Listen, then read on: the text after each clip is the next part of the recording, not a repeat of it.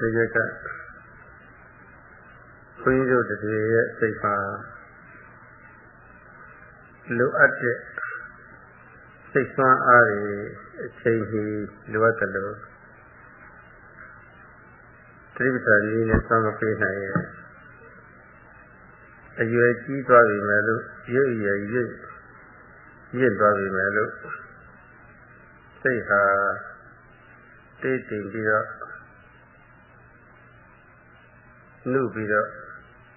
ကျန်နေကြတယ်လို့ပြောရပါတယ်တိတ်တိမ်နဲ့ဆိုတာကောင်းတဲ့အနေတန်ရှင်းတဲ့အနေနဲ့ကြီးထွားမလာတာပေါ့အာမသိလာတာနှုတ်ရဆိုတာကတော့မရင်ကျက်တာပေါ့ဒါအဲ့ဒီလိုဘဝမျိုးနဲ့အဲ့ဒီလိုအနေမျိုးနဲ့နေပါများရဲ့အားသေးတော့စိတ်ကအားသေးတော့အာမပြေတော့သောဘတော်ကအတရှိတဲ့အငြိကျေကိလေသာတွေကအဲ့ဒီလိုမျိုးစိတ်ကိုအပေါ်စီးရလွှမ်းမိုးနေတာပဲလွှမ်းမိုးတယ်ဆိုတာသောဘဖြစ်ချာရှိလို့ရှိတိုင်းလည်းဖြစ်တယ်ဒေါသဖြစ်ချာရှိတဲ့တိုင်းလည်းဖြစ်တယ်ပဲစိတ်ကအမှန်ချုပ်ကြမြင်ရတယ်ချုပ်ကြမြင်တဲ့စိတ်ထားခြင်းဟာလူမှုပြဿနာအမျိုးမျိုးတွေဖြစ်တော့တာပဲဘာဖြစ်လို့လဲဆိုတော့စိတ်အလိုလိုက်နေရတာဟုတ်သူကစိတ်ကအာမပြေတော့အာရုံနဲ့ဆွဲဆောင်ရလိုက်ပြီးတော့စိတ်ကအာမပြေတော့စိတ်အလိုလိုက်ရသူ့အလိုသာမရှိတော့ဘူးတတိညာကမဖြစ်တော့စိတ်ကမရင်းကျက်ဘူးနှုတ်နေတာပဲနှုတ်တဲ့အရာတို့ဟာဓမ္မခံနိုင်မှုဆိုတာဥပမာလေးနဲ့ပြတ်သွားပါတယ်ခံနိုင်ရရှိဘူးအာတိတဲ့မကြီးထွားတဲ့စိတ်ဟာကောင်းစုလောကဓာတ်ရဲ့ဉာဏ်ကိုမတွန်းခံနိုင်တယ်လို့မရင်းကျက်တဲ့အနှုတ်တဲ့စိတ်ဟာလည်းပဲလောကဓာတ်နဲ့ထိတွေ့တဲ့အခါမှာဖြစ်စည်းလွယ်တယ်ဒါတော့စိတ်မှာခုခံအားမရှိတော့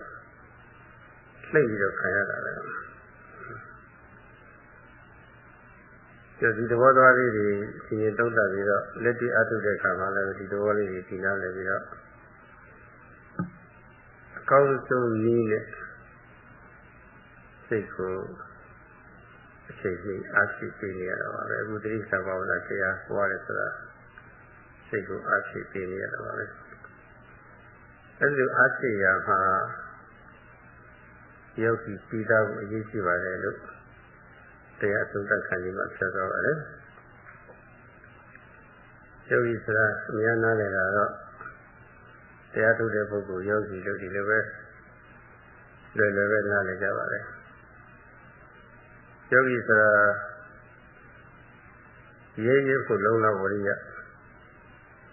ကိလေသာလက်မခံပယ်ခံနိုင်ရေးအတွက်ရေးဖို့လုံးလောက်ဝရိယအဖြစ်သုံးရရှိတဲ့ပုဂ္ဂိုလ်ယောဂီခေါ်တာပဲအစာကျိုးချိုးကအထုပ်ဖို့တစ်ချိန်တိုးပြီးတော့အခက်ခဲကလွန်မြောက်အောင်ချိုးကအထုပ်ဖို့နဲ့အစဉ်စဉ်အချိန်တိုးပြီးတော့ညော်မလည်းဘာနဲ့ရောက်တဲ့ဒီချိုးကအထုပ်ဖို့အဲဒီချိုးကအထုပ်မှုပိုင်းခြင်းကိုပါဠိလိုယောဂီအခုလည်းပဲကဘာမှာတော့ယောဂီဆိုတဲ့စကားလုံးသင်ကျသွားပါပြီဒီလိုလုံးလုံးဝရပိုင်ရှင်ဖြစ်တဲ့အတွက်အကျိုးရလဒ်ကတော့ဘာဝနာဆိုတာပေါ့ဖြစ်လာပါတယ်အဘိဓုခင်ကလည်းပဲဘာဝနာပဲစိတ်နဲ့စိတ်ထားတွေတိတိယနေပြီးတော့ကြီးထွားလာဖို့လူရာကနေပြီးတော့ရင့်ကျက်လာဖို့ဖြစ်ပွားစီရတယ်ဆိုတာပေါ့မြားအောင်ပြလို့ရတယ်ဆိုတာပေါ့ဖြစ်ပွားစီလို့မြားအောင်ပြလို့လိုအပ်တဲ့အတိုင်းပေါ့လေစိတ်တွေဟာတတိယနေ့ကြီးထွားပြီးတော့အတိညာနေဖြစ်လို့ရင့်ကျက်လာတာဒါပဲဥတည်ပြီးတော့လိုရတာပဲဥတည်လုပ်တဲ့ခါမှာကဝိရိယသုံးစိပိုင်အောင်ပြလို့ရပါတယ်ဝိရိယသုံးစိပိုင်ထားလို့ရှိရင်တော့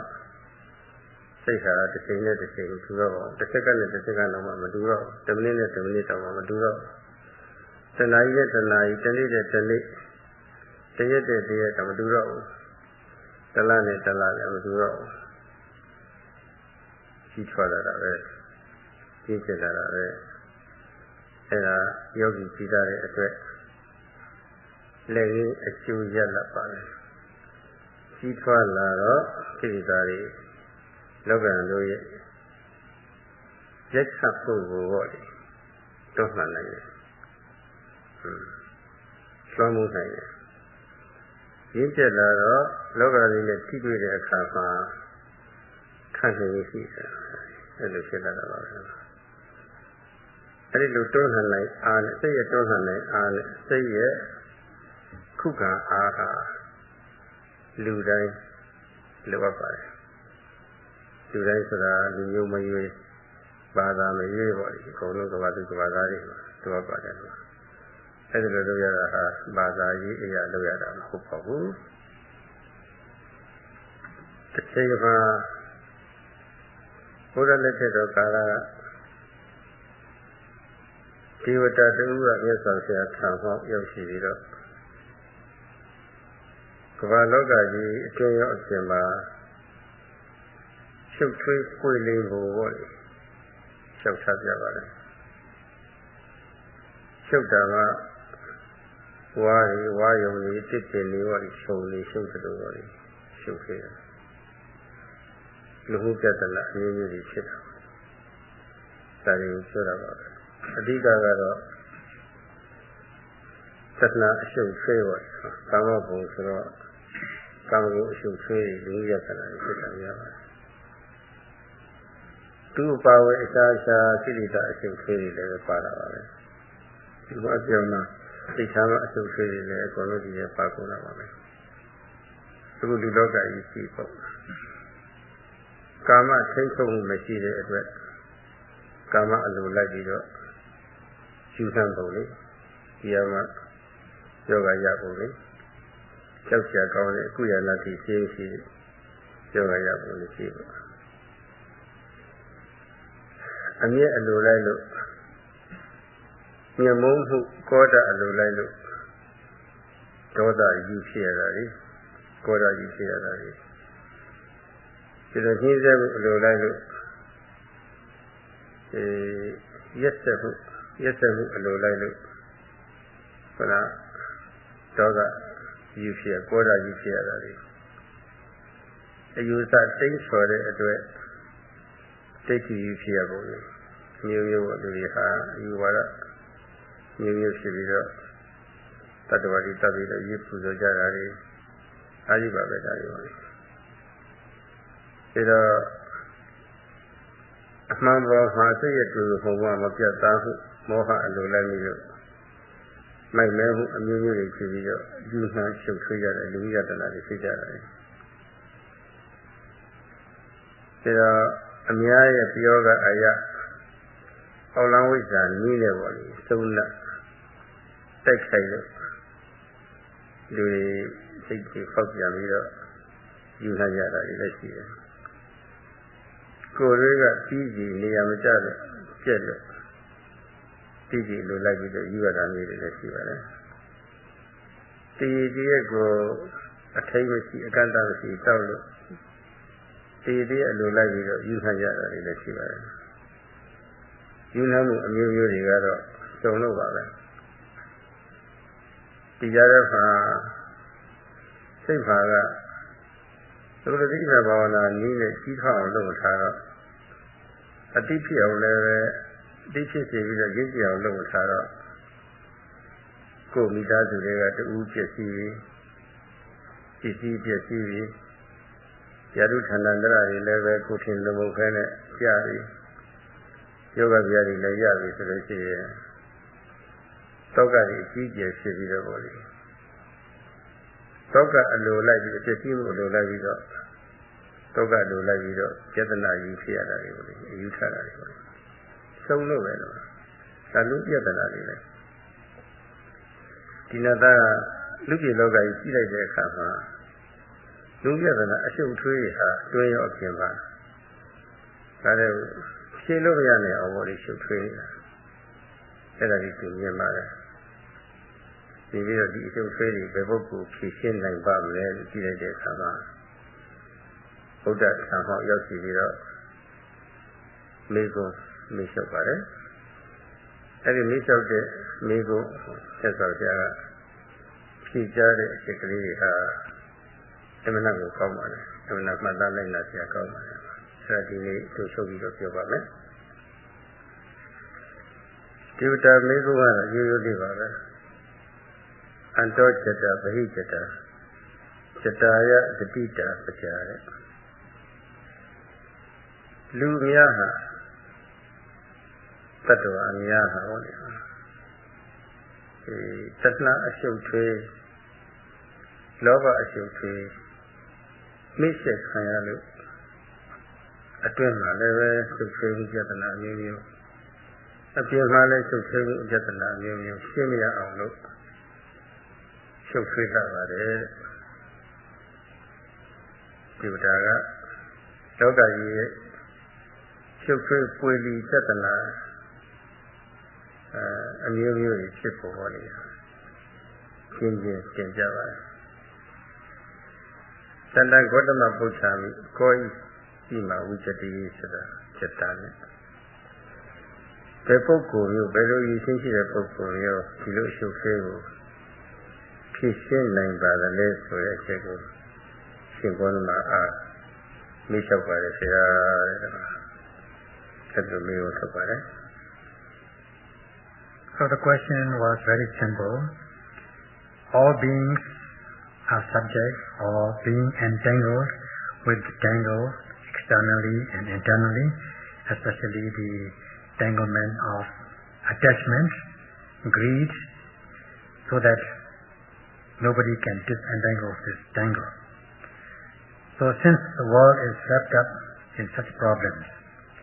who or which kind of person can disentangle this tangle? That is the question. ဘုရားမြတ်စွာကဘိက္ခုဖြေနိုင်ပါတယ်ဘိက္ခုကဖြေရှင်းနိုင်တယ်ဘိက္ခုဆိုတာကယဟန်ရှိကိုခံယူထားရုံအပြင်ဆောင်ထားရုံဒီဘိက္ခုကိုပြောတာမဟုတ်ပါဘူးဒီထဲမှာငုံနေတဲ့အတိတ်ပဲကယုံနာတရားကြီးဆက်ဆက်ပြီးတော့အမျိုးမျိုးပုံပုံအောက်တန်းကျသွားလိုက်အောက်တန်းစားဖြစ်တဲ့ယုံနာလေးဖြစ်လိုက်နည်းနည်းလေးအလေကမြင့်တက်လာလိုက်ခေတ္တရောက်သွားလိုက်ခေတ္တနေပြီးတော့ပြန်ကျလိုက်မျိုးမျိုးပုံပုံပါလေအလေးလေးဒီလိုပဲဖြစ်နေရတာပေါ့လေကောင်းတဲ့အနေနဲ့ဖြစ်လည်းပဲယုံနာကောင်းတဲ့အနေနဲ့ဖြစ်လည်းဥလာတိဒုက္ခကြီးတွေကမကင်းဘူးအကုသိုလ်အကျိုးပေးလို့မကောင်းတဲ့အနေနဲ့ဖြစ်ရလို့ရှိရင်လည်းဒါလည်းမတက်ဘူးဘဝဖြစ်ရတဲ့အပေါ်မှာအဲ့ဒီလိုမတတိစီရအပြည့်အနာစာတွေပေါ့လေအဲ့ဒါကြီးကြည့်ရပါတယ်မြောင်ကြည့်ရပါတယ်အဲ့လိုမြောင်ကြည့်တဲ့ပုဂ္ဂိုလ်ကိုဘိက္ခုလို့ခေါ်ပါတယ်ဒီလိုယုံနာနဲ့စက်တဲ့မဆုံးနိုင်တဲ့အပြစ်တွေဟောတယ်ကြည့်ရတာဟာအရင်ဖြစ်လိုက်လို့ရှိရင်ကိလေသာအရင်ခန္ဓာပဲလို့ဒီလိုလည်းပဲမြင်ရပါတယ်မြင်အောင်လည်းပဲဘုရားကဟောပါတယ်ဘုလုံးခဲ့တဲ့ယတိရလည်းဟောခဲ့ပါတယ်တတ္တဝါကြီးကျုံရတဲ့ရာထုတ်ရဲ့ဆင်းရဲခန္ဓာများဟာလောဘဒေါသမောဟကိလေသာအရင်ခန္ဓာပဲဆိုတာပါသူတို့ကြောင့်လူတွေမှာပြဿနာတွေကျုံရတာဆင်းရဲတွေကျုံရတယ်ဆိုပြောခဲ့ပါတယ်ကျုံနေရတဲ့ဆင်းရဲတွေဟာအဲဒီလောဘဒေါသမောဟတွေရှောက်မယ်ဆိုတာပေါ့လေဒီလိုမျိုးလည်းပဲဘုရားကပြပါတယ်ဒီတော့ကြောက်ကြကောင်းတဲ့ဒီတန်တရားဆင်းရဲကမြေအောင်ဟောတော့တန်တရားဆင်းရဲကိုရှောက်ပါတယ်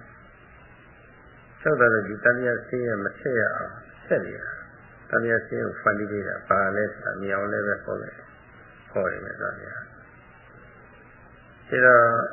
ဖြစ်နေတဲ့အကျိုးတန်တရားကို ဟောမှာယူမုံရတာသူ့တော့ဖြစ်စီလို့တော့မရဘူးဖြစ်နေပြီလေနောက်ထပ်အလားတူတန်တရားအဖြစ်တန်တရားအဖြစ်ဘဝတည်မဖြစ်ဖို့ရအတွက်ဘဝတည်ဖြစ်ခြင်းအကြောင်းတွေအဲ့ဒါတွေကိုပယ်နိုင်ဖို့ပေါ့လားကိလေသာတွေပယ်နိုင်ဖို့ကိလေသာတွေဘဝတည်ဖြစ်စက်ကဆက်ဖြစ်နေတာအဲ့ဒါကိုပယ်နိုင်အဲ့ဒါကိုလည်းပဲနှိမ့်နှင်းဖြစ်စီရတဲ့သဘောလည်းပါရပါတယ်တန်တရားအဖြစ်ကိုမြင်ပြီးတော့ရှုမြင်ပြီးတော့တန်တရားဆင်းရဲဒုက္ခတွေအရင်ကကိလေသာတွေကိုဖြစ်စည်းတဲ့ပုဂ္ဂိုလ်တော့ဖြစ်စည်းမဲ့ပုဂ္ဂိုလ်ဖြစ်စည်းနေတဲ့ပုဂ္ဂိုလ်အဲဒီပုဂ္ဂိုလ်ပါဠိလိုဘိက္ခုလို့ခေါ်ပါတယ်တန်တရားလေးကိုပြီးတော့တွေးဆင်ခြင်ပြီးတော့တန်တရားဆင်းရဲမကြုံရအောင်လို့ဆင်းရဲကြီးအကြောင်းကိလေသာတွေဖြစ်စည်းမဲ့ပုဂ္ဂိုလ်ဘိက္ခုလို့ခေါ်ပါတယ်ခုနေ့ကပြောခဲ့တဲ့ယောဂီဆိုတဲ့စကားနဲ့ဘိက္ခုဆိုတဲ့စကားအသုံးသာခွဲပါတယ်အတိတ်ပဲဒီလိုပါပဲဟောဝိရိယအစဉ်စဉ်ဖြစ်နေရဲ့ကိလေသာလည်းမကပယ်လန်းတာပဲဒီလက်တော်ကြီးပညာကျင့်တရားတွေကိုအချိုးကျဖြစ်နေလို့ရှိရင်ကိလေသာတွေကိုခြေမှုဖြစ်စီနေတာပဲလက်မခံတာလည်းကိလေသာခြေမှုဖြစ်စီတာအတူတူပါပဲဖြစ်ပြီးမှခြေမှုဖြစ်စီတာတော့မဟုတ်ပါဘူးမဖြစ်ခင်ကဖြစ်ခွင့်မရအောင်သိက္ခာ300နဲ့ခံကြတာပေါ့လေနှိမ်နေတာပေါ့လေသူတို့တတ္တိတွေကိုအချိန်ပိုင်းဖြတ်တော့ဖြစ်တာပါလေအဲဘိက္ခုလို့ခေါ်ပါတယ်အဲဒီဘိက္ခုအမိခံတဲ့ပုဂ္ဂိုလ်ဟာခေါ်အကျဉ်းပြင်းရှုပ်ထွေးတဲ့စက်တနာတွေကိုပေါ့လေဖြည့်ရှင်းနိုင်ပါတယ်ဘိက္ခုအမိခံတိုင်းလားလို့ဆိုတော့ဒီမှာအကြီးတွေးလေးတွေဘုရားမြတ်စွာကပြသတာရှိပါသေးတယ်အဲဒီအကြီးတွေးလေးတွေဆက်ပြီးတော့ရှင်းပါမယ်ဘုရားမြတ်စွာဖြေတဲ့ကာထာလေးကတော့တူတူလေးပါပဲစီလီပဋိဌာယနရောသဗ္ဗညောစိတ်တံပညာကြဘာဝယအတ္တတိနိဗ္ဗကောဘိက္ခုသောဣမဥစ္စတိစတံသောဘိက္ခုထိုကဲ့သို့သောဘိက္ခုသည်ဣမဥစ္စတိစတံတင်တိလိုတဲ့ရှုပ်ထွေးမှုဖြစ်ရှင်းနိုင်ပါလေဒီလိုဆိုထားပါတယ်ထိုကဲ့သို့သောဘိက္ခုဆိုတာကဘယ်လိုဘိက္ခုလဲဆိုတာပါလေအကြီးကြီး6ရက်ပြထားပါတယ်တိစီလီပဋိဌာယကိုကျင့်စီလမှာစိတ်ကြရက်တည်ရမယ်ဒါပထမဆုံးပြပါတယ်ကိုကျင့်စီလမှာရက်တည်ရမယ်ဆိုတာကဘလို့ကောမပြောကောင်းတဲ့အပြည့်ရချက်တားမြစ်ချက်တွေပထမဆုံးရှောင်ကျင်ခြင်းအားဖြင့်မိမိဟာကိုယ်မှုလုံးအပြည့်အစုံရှင်းတဲ့ကောင်းတဲ့အလေးအထားလေးစပြီးတော့လုပ်အောင်ဒါဆိုပါတယ်တရားထုတ်တယ်ဆိုလို့ရှိရင်ရှင်ဟန်လည်းရှင်ဟန်စီလာပေါ့အမျိုးသားမျိုးသမီးလည်းအမျိုးသားမျိုးသမီးစီလာပေါ့ဒါဆိုပါတယ်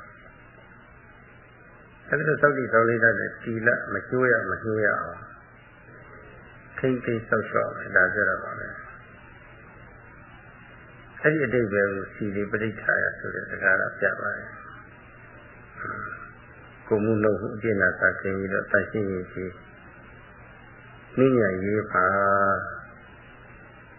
ကိုကျင့်တီလစဉ္ညာရက်တည်ခြင်းအားဖြင့်ဖြည့်စွမ်းပါတဲ့ဒီလားနဲ့ဖြည့်စွမ်းလို့ရှိတော့ပထမဆုံးလုပ်ပါဒီလားနဲ့ဖြည့်စွမ်းသွားတယ်ဆိုလို့ရှိရင်ဘိက္ခုရှင်ရင်ဝင်သွားအမိကမဟုတ်တော့ဒီလားပြည့်စုံတော့ကျမ်းစာဝိတိကမစိလိတာနေရဖြစ်စီလိုက်တာပဲအခြေခံတော်တော်လေးကောင်းတော့ရပါဘိက္ခုရှင်ဝင်သွားပြီအဲ့ဒီလိုပုဂ္ဂိုလ်ဆိုလို့ရှိရင်အခြေခံကောင်းတော့လူဟုတ်ပြဿနာတွေပေါ့လေအတင်းအကျဉ်းရှုပ်ထွေးမှုတွေပေါ့လေဖြစ်ရှင်းရပါ တော်တော်လေးအခြေခံကောင်းသွားပြီလို့ဆိုထားပါတယ်သီလပြည့်စုံဘုရားကတော့ပရိသေတိအတိနဲ့မဆက်ဆက်ပါဘူးပရိသေတိကာလအတိညာမပါဘူးပဲလို့သီလပြည့်စုံနိုင်ပါတယ်တိရစ္ဆာန်တွေတော်မှပရိသေတိကာလမှာသူကညာမပါဘူးပဲလို့သီလစောင့်တည်ကြတာရှိပါတယ်သီလလုံခြုံကြတာရှိပါတယ်ဒါတော့အရှုပ်သေးတွေကိုဖြည့်ရှင်းနိုင်ရင်ကတော့သီလကတော့အခြေခံလို့ရှိပါတယ်ဒီကတော့သီလပြည့်စုံလည်းအရှုပ်သေးတွေကိုဖြည့်ရှင်းနိုင်လို့ပြောပါသီလကဖြည့်ရှင်းနိုင်မှရှိတာကတော့မလိုကောင်းပြောကောင်းတဲ့ပညာချက်တွေကိုရှောင်လို့အလွန်ကြမ်းတမ်းတဲ့ကိုယ်မှလည်းလိတိခါကြသူတစ်ပါးကိုထိခိုက်နေတာကိုစော်ကားတဲ့ကျမ်းစာကိလေသာတော့သူ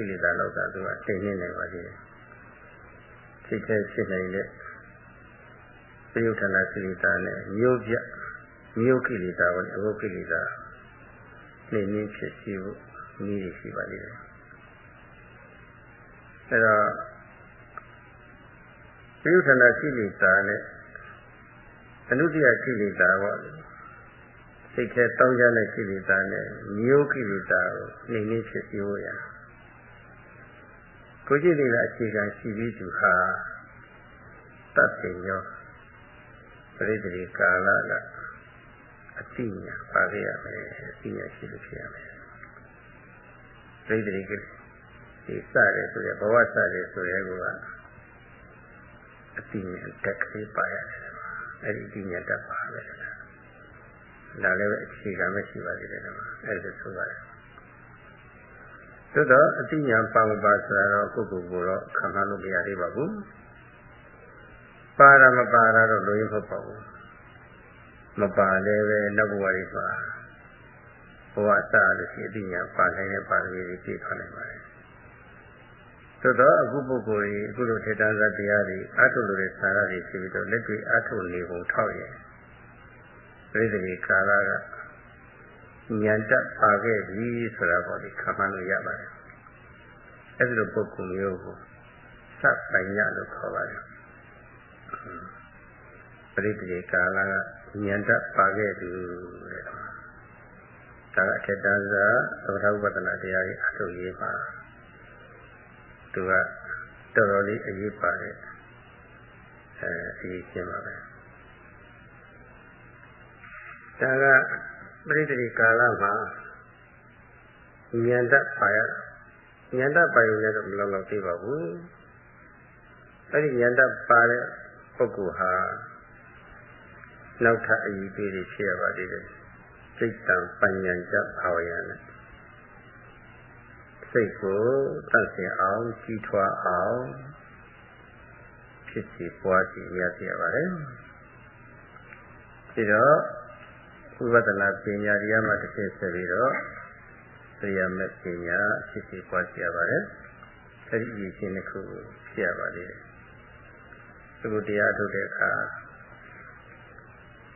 လည်းငယ်ပေါ်တဲ့အာယုံလေးတွေစိတ်ဆက်မပြဆွဲပြဲစွာကြောက်ရဆိုင်ပြီးတော့ရှုလို့ရှိရင်ရှုရအောင်လို့စိတ်ကလေးစိုက်ကြနေတာအဲဒီစိတ်ကလေးဟာဒီကြီးကြီးမရောနဲ့မရောပဲနဲ့တတ်စင်တဲ့စိတ်ကလေးပါပဲဟုတ်ပါဘူးစိတ်လို့ဆိုတာလည်းအမှားကတော့အဓိကကတော့သမာဓိပါပဲသမာဓိပြောလို့ရှိရင်တတိနဲ့ဒီထဲပါတော့ပါပြီတတိပါလို့ရှိရင်ကြောက်ရဆိုင်မှုဝိရိယလည်းပါတော့ပါပြီဝိရိယရောတတိရောသမာဓိရောရဲတာအထုတ်ရရတယ်အများကြီးကြောက်ရဆိုင်ရတယ်ပေါ်တိုင်းအာရုံဖတ်ရအောင်စိတ်ကလည်းကြောက်ရဆိုင်ပြီးတယ်ဒါလေးတွေဖြစ်လာတယ်လေ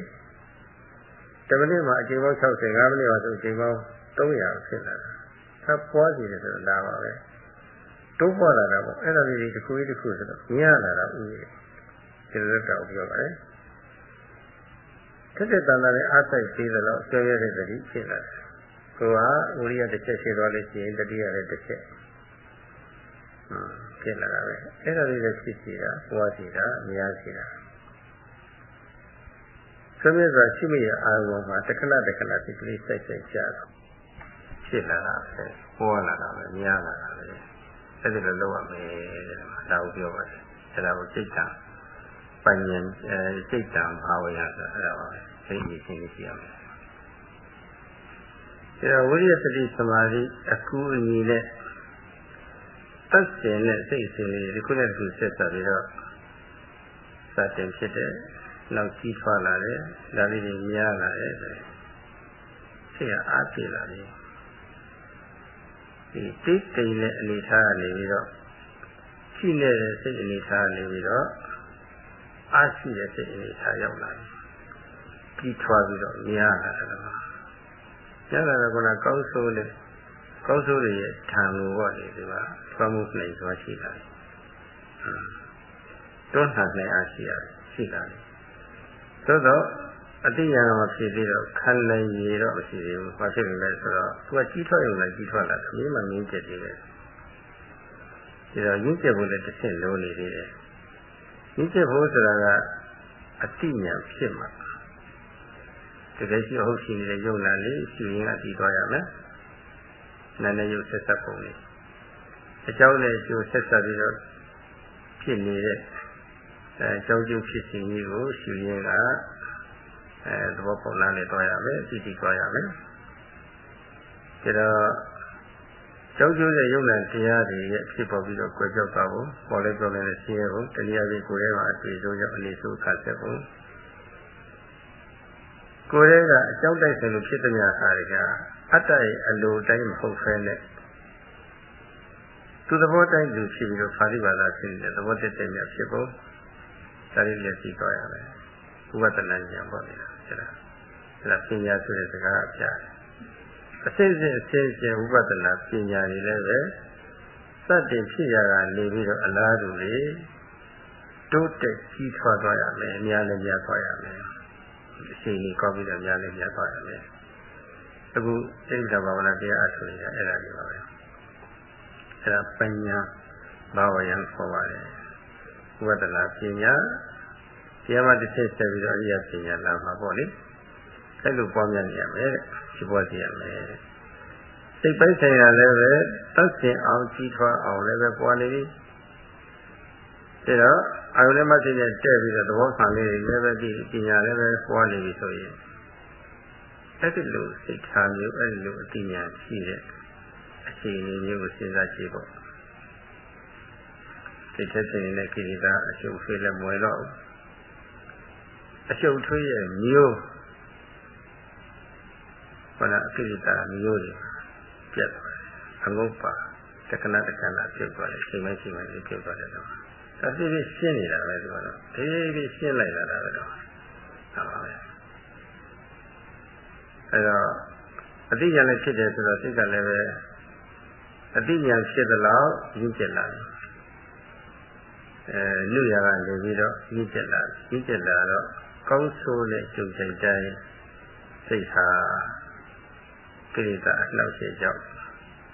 ပုတ်တုံးပြည့်စည်သွားတာပေါ့လေရှိလို့ဆိုတာခန္ဓာကြီးရှိလာတယ်တော့စိတ်မှာခုကတနည်းတဲ့တနည်းကောင်းလာအတိညာဖြစ်တယ်လို့ကောင်းလာတာပဲခန္ဓာရှိတယ်ဆိုလို့ရှိရင်မတုံလို့ဘူးဆိုတဲ့အဓိပ္ပာယ်ပေါ့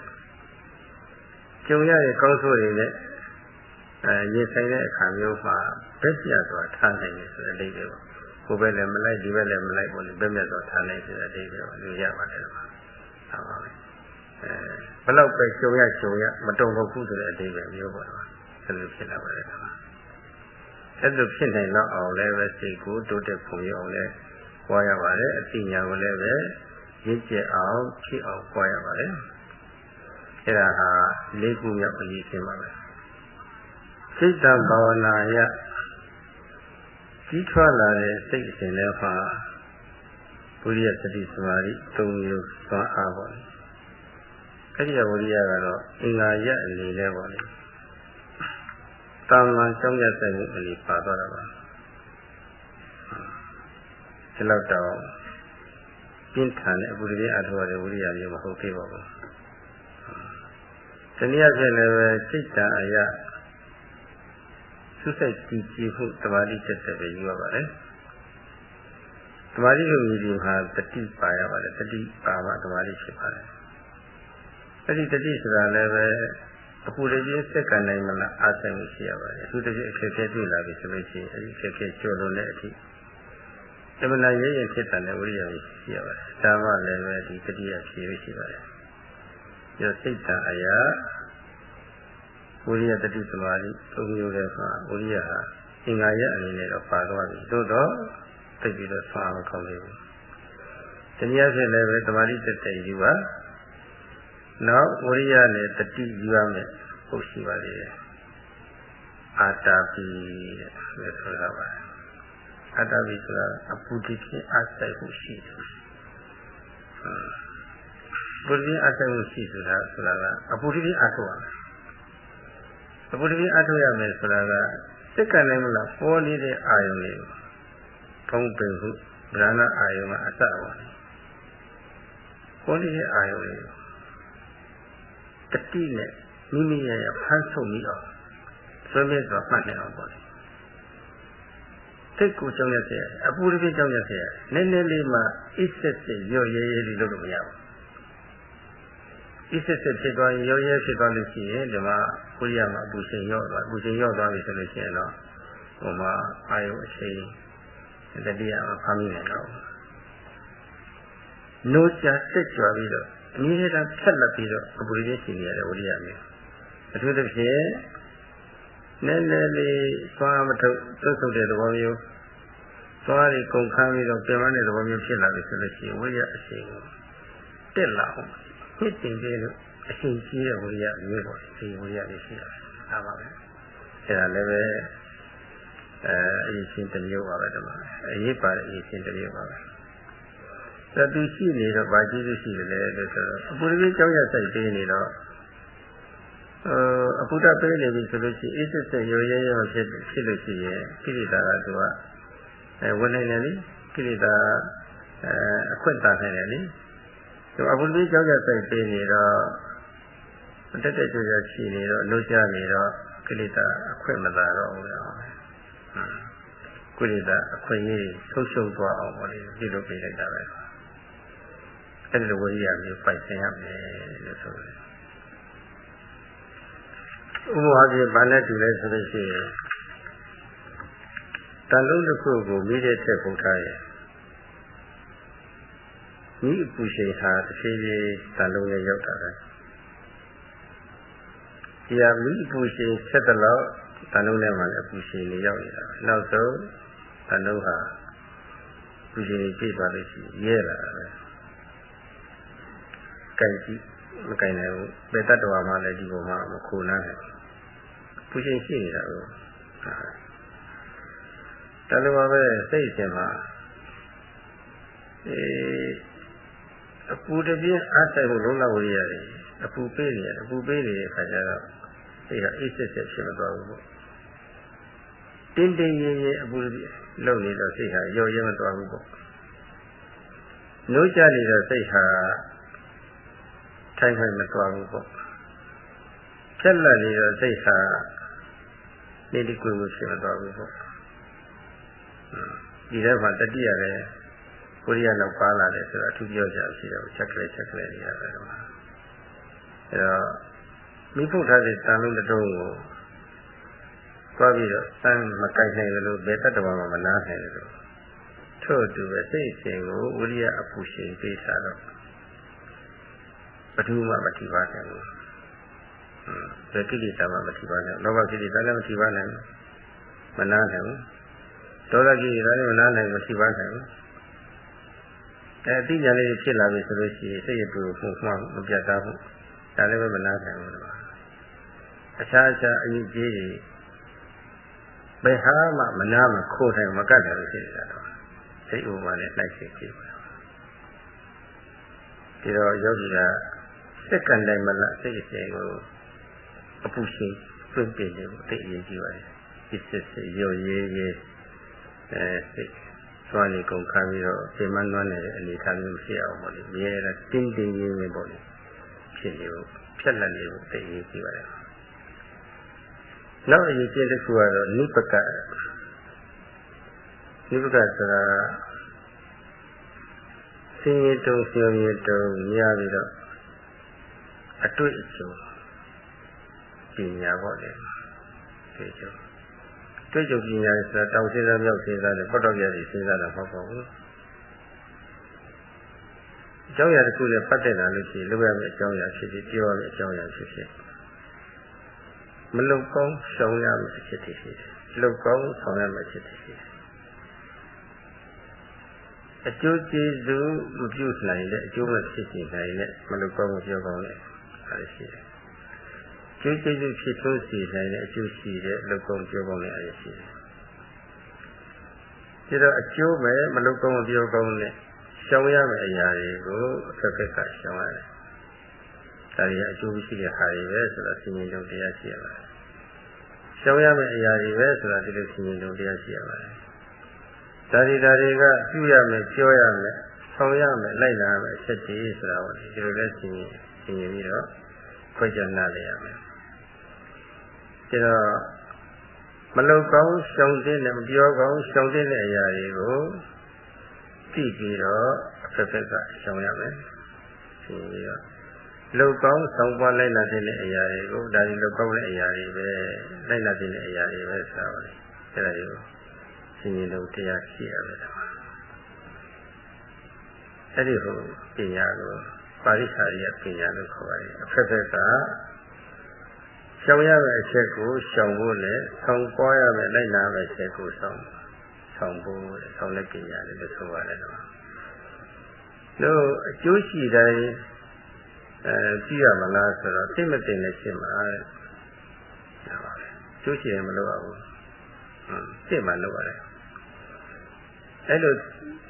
သိမသိဖြစ်နိုင်တဲ့ပညာပေါ့လေသိရင်တော့ပညာပေါ့လေအဲ့ဒါလည်းရှိရမယ်မသိရင်ရှောင်သိရင်ဆောင်လိုက်တာသိရမယ်အဲ့ဒါလိုကျိုးရှိမရှိသိမသိဖြစ်နိုင်တဲ့တွက်နိုင်တဲ့အဆောင်ပညာနဲ့အဆောင်ပညာပေါ့လေအဲ့ဒါမျိုးရှင်းရင်တော့များသွားလို့ရှိရင်အကျိုးမရှိမသိတဲ့ဟာတွေကိုရှောင်တော့ကိုယ်မှာဒီမဖြစ်ဘူးကျိုးရှိသိတာတွေကိုသူ့နေရာနဲ့သူ့ခါနဲ့သူဆောင်လို့ရှိရင်ကျိုးရှိလာတယ်တော့အဲ့ဒါလိုရှင်းရင်တော့ရင်းချက်တဲ့ပညာလည်းရှိရမယ်အခုတပါဒီတိသဘာဝနာတရားအကျိုးရှိတဲ့အလုပ်ပဲဆိုတာပါလေဒီရွယ်ဟာအထုတ်ဖို့အချိန်ပဲဆိုတာပါလေဒါတွေပေါ့သိတဲ့အချိန်ပဲဆိုတာပါလေကျိုးရှိမှလည်းသိတယ်သိမှလည်းသိတယ်ပေါ့လေအဲ့ဒီဒီနိဝကပညာအရင်ခံပြီးတော့ဘုရားဌာနရောက်ရှိပြီးခြေကကိုကြီးဒီကလည်းသိဆုံးပြီးတော့ဒီပရိသေကာလကဉာဏ်တက်ပါတော့ထားပေါ်နေတာဒီတွက်မနေနဲ့သူကအခုဒီတတ္တတရားနဲ့အထုတွေကိုထောက်လို့ရှိရင်တော့ပါခဲ့ပြီလို့ဒီလိုပဲတွက်ပေါ့သိသိရှိခေါအောင်လုပ်နေတယ်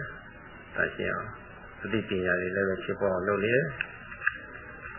ပုံမှန်ဝိရိယအပေါ်မှာအလွန်ထူးတဲ့ဘုရားအာဆိုင်ဝိရိယတွေရှိနေတယ်ဆိုတော့စေတနာကိုဖြည့်ရှင်းနိုင်တော့တဲ့အရေးချင်း၆မျိုးပြည့်စုံပါပြီအဲ့ဒီလိုပုဂ္ဂိုလ်မျိုးတဲ့ဆိုအဲ့ဒီကဲ့သို့သောပုဂ္ဂိုလ်တဲ့အဲ့ဒီကဲ့သို့သောပုဂ္ဂိုလ်ဆိုအခုပြောခဲ့တဲ့အရေးချင်း၆မျိုးနဲ့ပြည့်စုံတဲ့ပုဂ္ဂိုလ်အဲ့ဒီ၆မျိုးနဲ့ပြည့်စုံတဲ့ပုဂ္ဂိုလ်ဟာကောနာသီလဝတ္တမတိရောပညာရောအခြားစီရင်လုံးတရားတွေရောပါသွားတာဖြစ်တော့အကျဉ်းအလားလို့ကိလေသာတွေကိုလက်တွေ့ဖြစ်စည်းသူဖြစ်နေပါပြီဖြစ်စည်းနေသူဖြစ်နေပါပြီအဲ့ဒီလိုပုဂ္ဂိုလ်ဟာလူမှုပြဿနာအရှုပ်ဖေးတွေကိုအထူးသဖြင့်ကိုယ်ပြဿနာအရှုပ်ဖေးတွေကိုဖြည့်ရှင်းနေပါလေအဲ့ဒါဆိုရတယ်အခုပြောခဲ့တဲ့အရေးချင်း6မျိုးရှိတဲ့ပုဂ္ဂိုလ်ဆော့ထုတ်တဲ့သောပုဂ္ဂိုလ်ဒီချင်း6မျိုးပြည့်စုံတယ်ဆိုလို့ရှိရင်ဘိက္ခုစည်ရင်ဝင်ယောဂီစည်ရင်ဖြစ်တော့ပါပြီဒီချင်း6မျိုးနဲ့မပြည့်စုံလို့ရှိရင်တော့ဘိက္ခုစည်ရင်ဝင်ဖို့အနိကဘိက္ခုပဲအနိကယောဂီပဲအနိကယောဂီဆိုရင်တော့ဒီချင်းမပြည့်စုံလို့အနိကယောဂီဆိုရင်တော့တမ္မာပုဂ္ဂိုလ်ဆိုရင်တော့ဒီအတွင်းအပြင်အရှုပ်သေးတွေကိုမရှင်းနိုင်ဘူးဆိုတဲ့အဓိပ္ပာယ်ပေါ့ငကိုတိုင်းလည်းရှိနိုင်တယ်ငကိုတဲ့လည်းပို့ပြီးတော့ရှုပ်ထွေးပြီးတော့စိတ်ကြီးတင်းမာမှုတွေလေးကျင်မှုတွေဒါတော့စိတ်တုတ်ကြမှုဉာဏ်နာတွေ တော့ကိလေသာလုံလိုက်ပြီးတော့အယူထားတာတွေပေါ့ဒီစတယ်အဲ့ဒါတွေအကုန်လုံးရှုပ်ပြီးသွားနေတယ်ဆိုတဲ့အတိတ်ပဲပေါ့ဒီရှင်းပြည့်စုံရဲ့အဲ့ဒီယတနာလူယတနာအမျိုးမျိုးကြီးအကုန်လုံးရှင်းသွားမယ်ဆိုတဲ့အတိတ်ပဲပေါ့ဒီမှာဒီတော့ဒီလောကထဲမှာလူသားတယောက်အနေနဲ့နေတဲ့အခါတခုရေးလူယတနာနဲ့ဝိကျင်လူယတနာတွေ